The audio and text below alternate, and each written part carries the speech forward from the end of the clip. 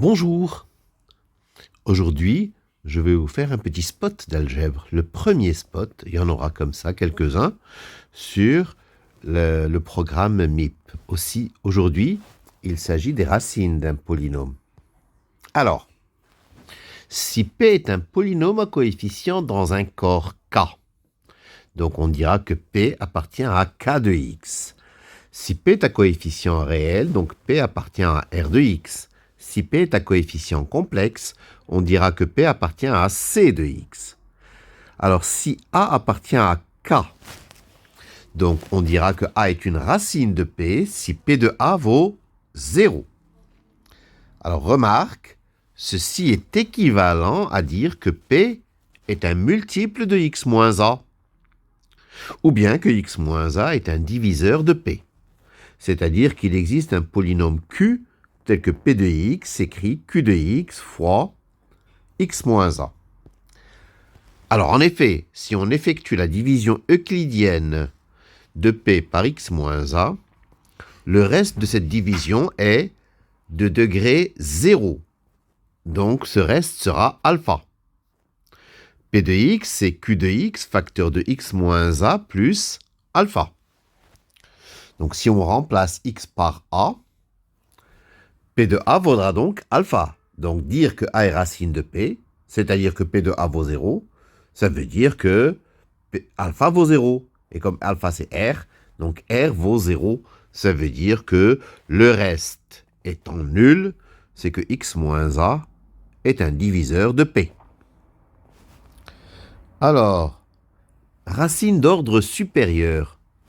On dira que A est racine d'ordre K de P si A est racine des polynômes P, P', P seconde, etc., Pk moins unième.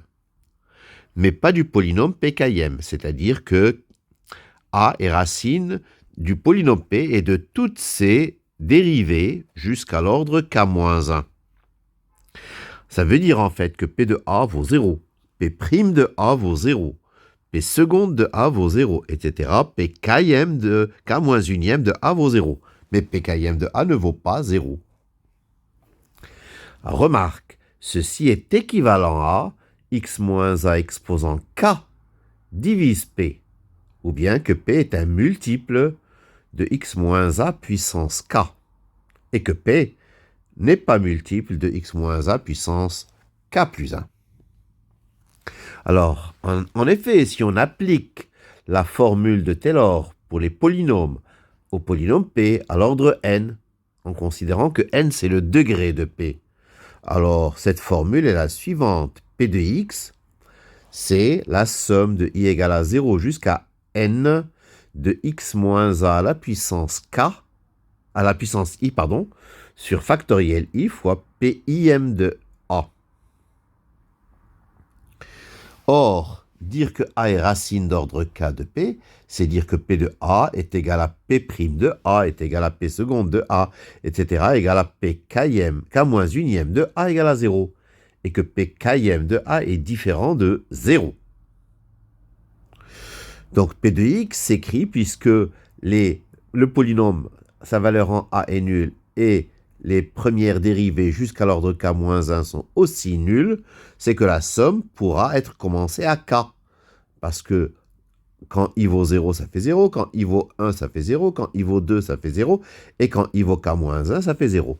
Donc, ça nous donne la somme de i égale K jusqu'à n de x moins a à la puissance i fois pim de a sur factoriel i.